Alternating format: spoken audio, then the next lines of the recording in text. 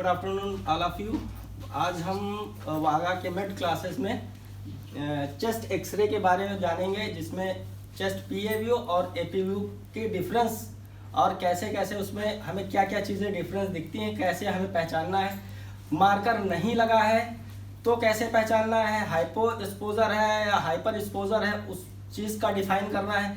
हमें ये भी देखना है कि जो बीम रेजेस पड़ती हैं वो नियरेस्ट डाली गई हैं या दूर से डाली गई हैं या इक्वल डाली गई हैं। स्टैंडर्ड एक्सरे का क्या होता है, सुपाइन और जो इसका जो इरेक्ट होता है, ये सारी चीज़ें आज हम इस टॉपिक के माध्यम से जानेंगे। और इस टॉपिक को हम जो है स्टार्ट करते हैं चेस्ट पीए व्यू से। आपको चेस्ट जो है एक्सरे दो टाइप के होते हैं। चेस्ट पीए व्यू पोस्टीरियर अपेरिया और पोस्टीरियर इंटीरियर दो तरह से होते हैं, ठीक है। तो जो चेस्ट एपी व्यू होता है ये एक स्टैंडर्ड जो है एक्सरे कैसे करते हैं और इसकी रेजेस कैसे पड़ती हैं। हम जो एक्सरे की बीम होती है वो 72 जो है इंच सेंटीमीटर पे डालते हैं, 6 फीट और 180 सेंटीमीटर की दूरी होती है जो चेस्ट के एक्सरे के बीम रेज डालते हैं। और ये कितने इमेज पे डालते हैं, कितने VH पे, 60 VH और 10 mH पे डालते हैं। इसकी जो मतलब ये फ्रिक्वेंसी होती है, इससे अगर ज़्यादा हम करते हैं, नॉर्मल पेशेंट की बात करें, अगर इससे ज़्यादा हम एक्सपोजर डालते हैं तो क्या जो है मतलब डिफरेंस दिखता है, और कम एक्सपोजर डालते हैं तो क्या हमें डिफरेंस दिखता है, वो अभी एक्सरे के माध्यम से हम दिखाएंगे। अब इसमें जो स्टैंडर्ड एक्सरे होता है चेस्ट का, उसमें हम पेशेंट को किस तरीके से कन्वर्सेशन करके उसको बता करके समझा करके एक्सरे करते हैं, वो तरीका हम थोड़ा सा जानेंगे। जो चेस्ट एक्सरे होता है, चेस्ट पीए व्यू होता है ऐसे है कि हमारे जो है मतलब एक लोग इधर आ जाइए तो बताने में थोड़ा आसान रहेगा। कोई एक लोग ये भाई काट देना। जो चेस्ट एपी व्यू होता है वो ऐसे खड़ा होना होता है, ठीक इस तरीके से। और ये हमारी पोजीशन ऐसे रखी, ऐसे ये ऐसे रखना होता है, चेस्ट को बाहर करके थोड़ा सा ऐसे करके।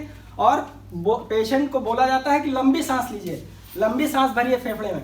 जब लंबी सांस भरी जाती है, रोक लिया जाता है, तो वो जो शेडो आते हैं वो क्लियर शेडो आते हैं और चीज़ें काफ़ी डिफाइन दिखती हैं। जो हमें एक्सरे में दिखना चाहिए वो चीज़ें अच्छी दिखती हैं, क्लियर दिखती हैं। और जो चेस्ट एपी व्यू में होता है उस कंडीशन में जो है पेशेंट हमारा नंबर 1 कॉन्शियस नहीं होता है, नंबर 2 लेटा हुआ होता है, नंबर 3 कंफर्टेबल नहीं होता है, वो अनकॉन्शियस भी हो सकता है, कॉन्शियस भी लेटा भी हो सकता है, और वो आप ये सेमी अनकॉन्शियस भी हो सकता है, इरेक्ट आप अल्टर भी हो सकता है, कुछ भी हो सकता है। तो उस पोजीशन में हम एपी व्यू ही करते हैं। एपी व्यू में कई ऐसी चीज़ें हैं जो हमें अलग दिखती हैं और पीए में अलग दिखती हैं। अब वो हम इन एक्सरे के माध्यम से बताएंगे।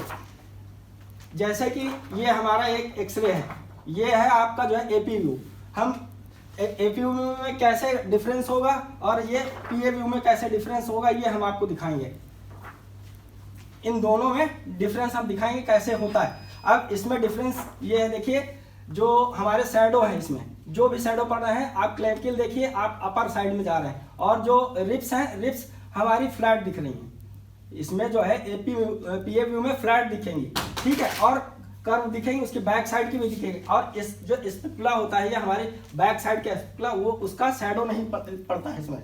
चेस्ट पीए व्यू में इसका जो है शैडो नहीं आता है। और जो लंग्स का जो शेप होता है वो एकदम नॉर्मल साइज दिखता है, जो नॉर्मल पेशेंट का होता है। ट्रेकिया दिखती है, बाकी लंग्स के जितने एओर्टा और वो सब चीज़ें होती है वो क्लियर होती हैं, ठीक है। और हमारा जो सीपी एंगल होता है, जिसको कास्टोफेरेंजियल एंगल बोलते हैं, वो 30 डिग्री का होता है चांद टाइप में। जैसे देखिए आप ये यहाँ पे चांद टाइप में दिख रहा होगा, ये जो एंगल बना रहा है ये 30 डिग्री का एंगल होता है। इस एंगल में अगर डिफरेंस आता है, 30 के अबव जाता है या 40 जाता है, 50 जाता है या दिखता ही नहीं एंगल, तो उन कंडीशन में क्या क्या बीमारियाँ होती है वो अगले टॉपिक में हम जानेंगे।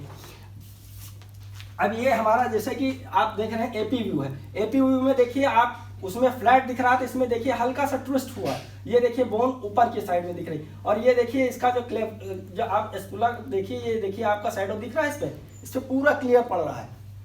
ये देखिए ये पूरा शैडो आ रहा है, इधर देखिए ये पूरा शैडो लंग्स को आपके जो है मतलब कवर करके दिखता है, तो उसका ब्लर जो है लंग्स का जो शैडो होता है ब्लर दिखता है। दूसरा इसमें फॉल्स कार्डियोमेगाली भी आती है, क्योंकि हार्ट का साइज हमारा बढ़ा हुआ देखिए, क्योंकि हमारी जो बीम रेजेस होती हैं वो दूर से नज़दीक से पड़ती हैं और जो है मतलब हमारे पेशेंट के बिल्कुल लगी हुई नज़दीक से रेज होती, इसलिए ये सब दिखता है। और हमारे जो पीए बीम है दूर से रेज पड़ती है और जो बैक साइड से होता है रेज पड़ती, इसलिए उसका जो है क्लियर एकदम दिखता है।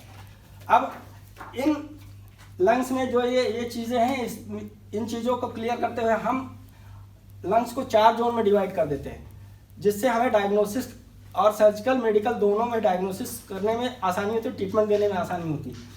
जैसे जो पहला जोन है ये आपका एपिकल जोन है, ये क्लेविकल जो ये क्लेविकल के ऊपर का हिस्सा जो है एपिकल जोन में आता है, जो फर्स्ट हमारा होता है पहला जोन। दूसरा जोन होता है अपर जोन, वो हमारे क्लेविकल के, ये क्लेविकल इसके 2 रिब्स तक जो है हमारा ये आता है अपर जोन। उसके बाद मिडिल जोन आता है, मिडिल जोन में दूसरी रिब्स से 4th रिब तक जाता है, 4th रिब तक जाता है, ये हमारा जो है मिडिल जोन होता है। और 4th रिब के बाद ये जो हमारा 4th जोन आता है लोअर जोन, उसमें जो है 4th रिब्स से लेकर ये पूरा डायफ्राम तक आता है।